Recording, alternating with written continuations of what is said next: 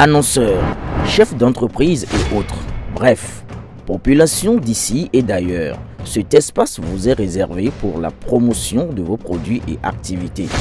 Non seulement en français, mais aussi en fond, Ditamari, Fulfulde, Batonou, Dendi. À vous le choix. Pour en savoir plus, veuillez nous contacter au numéro suivant 97 64 79 91 ou 97 17 51 35.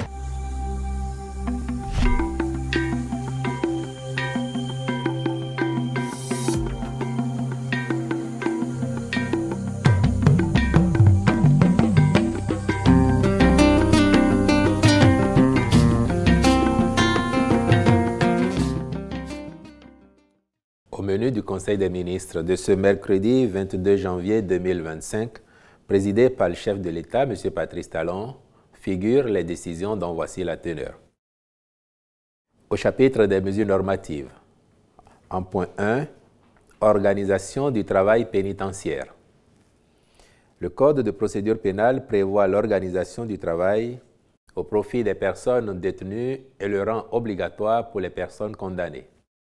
Le présent décret qui en détermine les modalités vise à traduire dans la réalité la vocation corrective de l'emprisonnement en ce qu'il permet de créer dans l'univers carcéral une possibilité d'exercer des activités de production de biens et de services sans occulter le volet formation et ce, en adéquation avec les normes internationales établies en la matière.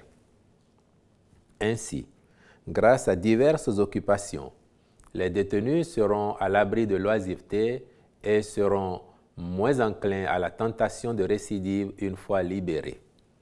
Les expériences observées prouvent à suffisance que les aptitudes acquises en exerçant ces travaux constituent le fondement d'une réinsertion socio-professionnelle réussie, compte non tenu du fait que la rémunération qu'ils peuvent percevoir favorise la satisfaction de leurs besoins essentiels.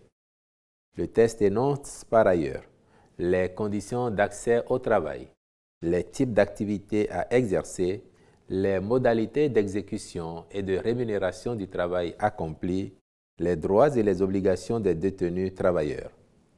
Il en est de même des obligations des entités agréées à l'organisation du travail au profit des personnes détenues, des partenariats et du financement des activités du travail pénitentiaire. En point 2. Homologation des conditions de commercialisation 2024-2025 de noix de cajou.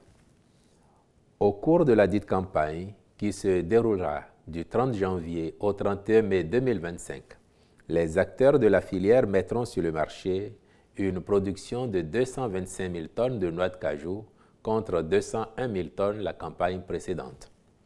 Réunis au sein de leur interprofession, ceux-ci se sont accordés sur un prix de vente de 375 francs CFA le kilogramme, dont 5 francs CFA par kilogramme au titre des fonctions critiques. Le Conseil a donc homologué les conditions retenues pour le déroulement de la campagne. Il invite par la même occasion toutes les composantes de l'interprofession cajou à s'investir dans sa réussite, puis à œuvrer dans le sens de l'amélioration constante de la production nationale. Les ministres chargés de l'industrie et du commerce, ainsi que de l'agriculture, sont instruits de les accompagner dans cette dynamique. Sous cette même rubrique, il a été également adopté le décret portant attribution, organisation et fonctionnement du Conseil national de biosécurité en application de la loi numéro 2021-01 du 3 février 2021 portant biosécurité en République du Bénin. Au chapitre des communications, en point 1, réalisation des études techniques, socio-économiques, financières et environnementales détaillées pour l'aménagement de périmètres hydro-agricoles. L'objectif visé par les présentes études est de mettre en valeur l'important potentiel de notre agriculture en la rendant moins dépendante des aléas climatiques. Il s'agit d'exploiter au mieux les réservoirs hydro-agricoles naturels qu'offrent les fleuves et vallées, les autres cours d'eau et leurs affluents, de même que les vastes domaines inondables.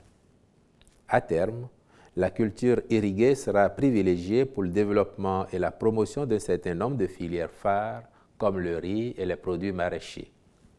Ces études portent d'une part sur une superficie nette de 6 437 hectares, dont 2 937 disponibles dans les communes de Malanville et de Materi, et d'autre part sur 3 500 hectares répartis dans les communes de Pomassé, Wenhi, Semekpoji et Bonou. Le ministre de l'Agriculture, de l'Élevage et de la Pêche est instruit de veiller à la conclusion des contrats avec les partenaires retenus, tout en veillant à la bonne exécution des missions par la Société béninoise des aménagements agricoles. En point 2, recrutement de 172 fonctionnaires de l'État au profit du ministère de l'Économie et des Finances au titre de l'année 2025. Les agents à recruter sont appelés à servir au niveau de la chaîne centrale des dépenses publiques.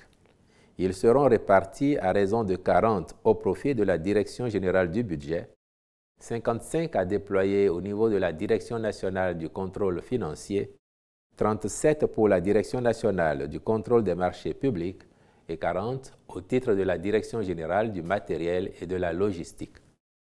Ce recrutement permettra de combler le déficit lié au départ à la retraite et d'insuffler une nouvelle dynamique dans la prise en charge des attributions relevant de l'administration des finances.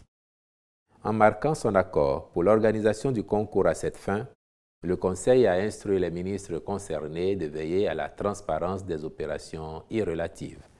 Au chapitre des rencontres et manifestations internationales, il a été autorisé l'organisation au Bénin de la formation des conseillers militaires genre avec l'appui du système des Nations Unies du 24 février au 7 mars 2025. S'agissant des mesures individuelles, les nominations ci-après ont été prononcées.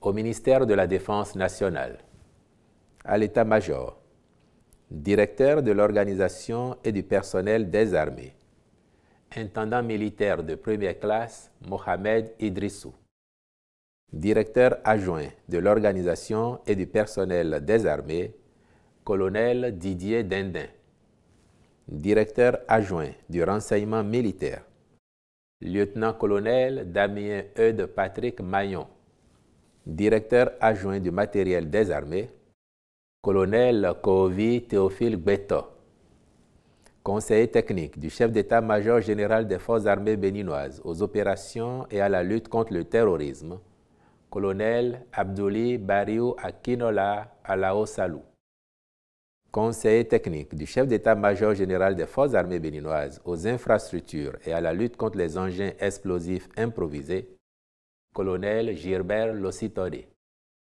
conseiller technique à la communication du chef d'état-major général des forces armées béninoises, M. Malonhan Rodrigue Landine Hodé, au cabinet du ministre, conseiller technique juridique, Mme Bolade Érudite Sedogbo, au ministère de l'Agriculture, de l'Élevage et de la Pêche, conseiller technique aux organisations professionnelles et à l'entrepreneuriat agricole, M.